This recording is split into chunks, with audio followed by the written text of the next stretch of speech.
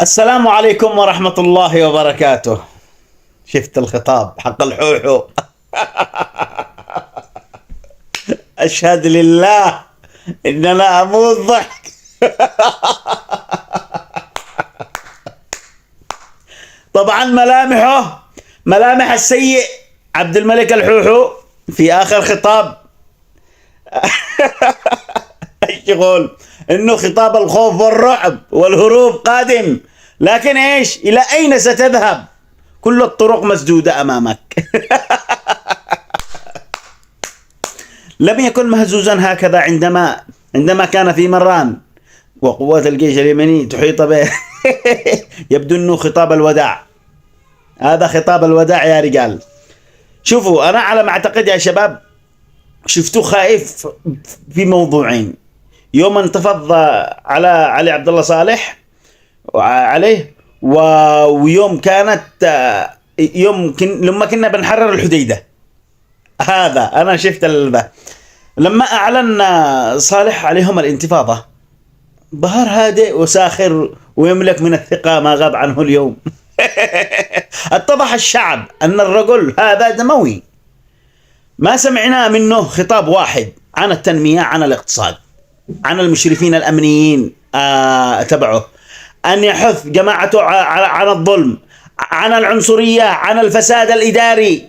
كل كلامه حرب وموز لأمريكا وتفاح لإسرائيل. الله لا وفقك. لا يعرفون الله إلا في الدم والحروب، لكن بحقوق الناس والمرتبات ودائع الناس في البنوك لا يعرفون الله في ذلك. هذه حقيقة السلاتيح والمتعوثين الذي مدعين أنهم من آل البيض، وهم من آل البيض، أما آل البيت متبرئين منهم. سمعتم يا شباب؟ والله لو تخطب ما خطبت أنا أكلمه. إن الشعب اليمني عرف كذبك ودقلك ونفاقك وغطرستك، وأصبحت عريان أمام الشعب. بانت حقيقتكم وعرفها القاصي والداني. مهما ضللت أصبحت لعبتكم مفضوحة. أما اليوم فلم أشاهد كلمته بالمرة، ما شفتوش إلا بس كذا لمحات. بنحتفل لشنقك في 70 إن شاء الله، لأنك قلبت أمريكا وإسرائيل، وكنت السبب بقلب التحالف، كنت السبب بتمزيق العملة، كنت السبب بتشريد الملايين، كنت السبب بتدمير البنية التحتية، كنت السبب بتدمير القدرات العسكرية، كنت السبب بتوقف التنمية، وكنت السبب بتجويع الشعب، وكنت سبب شق الصف اليمني.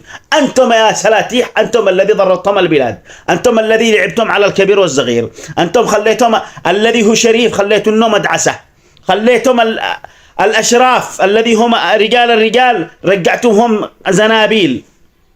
لا متى هذا الظلم، لا متى هذا لكن خليهم يستعبدهم، وإحنا إن شاء الله بنجيب محررين، وبإذن الله ونوعدكم يا الشعب اليمني وعد رجال إن إحنا بنتقدم، والذي بيكون معانا وبصفنا أنتم هنا على عيوننا ورؤوسنا، ومن دخل معانا أنتم آمنين وبيننا الله، ويشهد الله ما نضر أحد ولا بريد أحد.